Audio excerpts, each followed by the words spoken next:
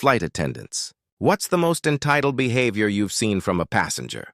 I worked as a flight attendant for 8 years, and nothing tops the day I met Princess Pamela, who thought buying a first-class ticket meant she owned the entire plane.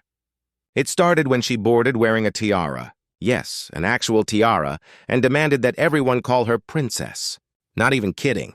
She had this designer handbag that probably cost more than my monthly salary, and she kept waving it around like a royal scepter. As I helped store her carry-on, she looked me dead in the eyes and said, "I expect to be served my champagne exactly 3 minutes after takeoff. Not 2 minutes, not 4 minutes, 3. And it better be at precisely 41 degrees Fahrenheit." She then pulled out a digital thermometer from her purse and placed it on her armrest before takeoff. She complained about the peasants in economy class being able to see her through the curtain. She actually tried to convince my colleague Ben to build a proper wall between the cabins using blankets and pillows. The real show started when we hit turbulence 30 minutes into the flight. Princess Pamela started pressing her call button like she was playing whack-a-ole at Chuck E. Cheese.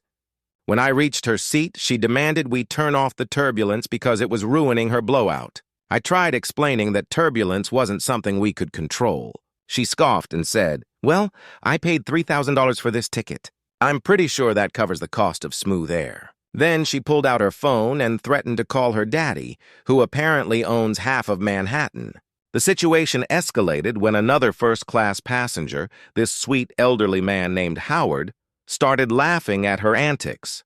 Princess Pamela whipped around and hissed, "How dare you mock me? Do you know who I am?" Howard, bless his heart, just smiled and said, "Yes, you're the grown woman wearing a tiara from Claire's." The entire first-class cabin erupted in snickers. That's when she lost it.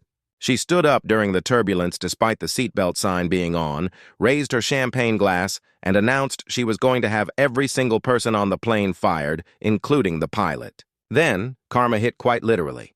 A strong bout of turbulence sent her designer bag flying, spilling its contents everywhere. Her authentic designer wallet split open, revealing dozens of maxed-out credit cards and overdue bill notices. The tiara fell off too. And guess what? Howard was right. It still had the CLA's price tag stuck to the bottom, $12,999. The best part, one of the other passengers recognized her. Turned out Princess Pamela worked at a nail salon in New Jersey. The daddy who owned half of Manhattan was actually her second cousin who managed a hot dog stand near Times Square. She spent the rest of the flight hiding under her blanket, but we could still hear her fake crying and mumbling about how she was going to sue everyone on this aircraft. When we landed, she tried to be the first one off the plane, but Howard stood up and blocked the aisle with his cane.